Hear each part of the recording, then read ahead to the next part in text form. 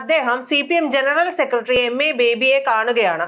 ഈ കാണുന്നത് ചുമ്മാ അങ്ങ് കുശലം പറഞ്ഞ് തിരിച്ചു പോരാനുള്ളതല്ല എന്നുള്ളതാണ് അതിൻ്റെ കാര്യമായിട്ടുള്ള ഒരു കാരണം എന്ന് പറയുന്നത്. കാരണം CPM-ഉമായിട്ടുള്ള ബന്ധം ഞാനിവിടെ വിച്ഛേദിക്കുകയാണ് എന്ന് പറയുവാൻ വേണ്ടി, അതായത് ഇനി നമ്മൾ തമ്മിൽ ബന്ധമൊന്നുമില്ല കേട്ടോ, ഇനി എന്നെ അതിൽ കുടുക്കിയിടരുത് എന്നുള്ളത് പറയാൻ വേണ്ടിയാണ് ഈ ഒരു കൂടിക്കാഴ്ച നടത്തുന്നത് എന്നുള്ള ചില ആക്ഷേപങ്ങളും ഒക്കെ ഉയർന്നു വരുന്നുണ്ട്. കാരണം അദ്ദേഹത്തെ സംബന്ധിച്ച് മുൻപ് പറഞ്ഞതുപോലെ ഇനി ഒരു സ്ഥാനമൊന്നുമില്ലാതെ നിൽക്കുക എന്ന് പറയുന്നത് വലിയ ബുദ്ധിമുട്ടുള്ള കാര്യമാണ്. ചില നേതാക്കൾക്ക് അങ്ങനെയാണ്, എപ്പോഴും എന്തെങ്കിലും ഒരു സ്ഥാനമാനങ്ങളൊക്കെ അവർക്ക് ഉണ്ടാകണം, എന്നാലാണ് അവർക്ക് തന്നെ തോന്നുള്ളൂ ഞാൻ ഉണ്ട്, ഞാനിങ്ങനെ ഒരു പാർട്ടിയുടെ ഭാഗമാണ്, അല്ലെങ്കിൽ എനിക്കിങ്ങനെ ഒരു പദവിയുണ്ട്, എനിക്ക് കുഴപ്പമില്ല, എനിക്ക് ശ്വസിക്കാൻ കാര്യങ്ങളൊക്കെ ചെയ്യാം എന്നുള്ള ഒരു ബോധ്യം അവർക്ക് തന്നെ ഉണ്ടാവുകയുള്ളൂ.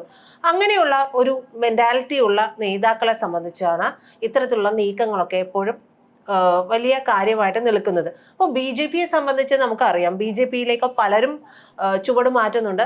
ചുവട് മാറ്റിയിട്ടുള്ളവർക്കെല്ലാം തന്നെ അവർ അർഹിക്കുന്ന ഒരു പരിഗണന കൊടുക്കുകയും ചെയ്തിട്ടുണ്ട്. ആ പരിഗണന കൊടുക്കും എന്നുള്ളത് കൊണ്ടാണ് ഇപ്പുറത്ത് യാതൊരു കാര്യത്തിലുമുള്ള പരിഗണനകളും കിട്ടാതെ വരുമ്പോൾ BJPയിലേക്ക് ചാടി പോരുന്നതും. മാത്രമല്ല, ഏതാണ്ട് ഇന്ത്യ പൂർണ്ണമായിട്ട് ഭരിക്കുന്ന ഒരു പാർട്ടിയുടെ അംഗമായിരിക്കുക, അല്ലെങ്കിൽ അവർ നൽകുന്ന ഒരു പദവി വഹിക്കുക എന്ന് പറയുന്നത് ഇനി അങ്ങോട്ട് സ്റ്റേബിൾ ആയിട്ട് പോകാവുന്ന ഒരു കാര്യമാണ് എന്നുള്ളതാണ്. നമുക്കറിയാം, ഭരണമാറ്റമൊക്കെ ഏത് സമയത്തും ഉണ്ടാകാം, പക്ഷേ ഇത്രയും സംസ്ഥാനങ്ങളൊക്കെ ഭരിച്ചുകൊണ്ടിരിക്കുകയാണല്ലോ.